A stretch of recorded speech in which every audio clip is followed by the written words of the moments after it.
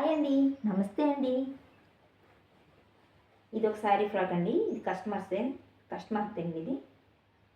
వాళ్ళే సజెషన్ ఇచ్చారు. ఇలా సింపుల్‌గా కుట్టమ్మా అని. ఫుల్ శారీని యూజ్ చేశానండి. నెక్స్ట్ పాలిస్టర్ లైనింగ్ ఇచ్చాను. మళ్ళీ కిందన పట్టీలాగా పాల్స్ ఇచ్చానండి. ఈ యోక్ పార్ట్ అయితే మాత్రం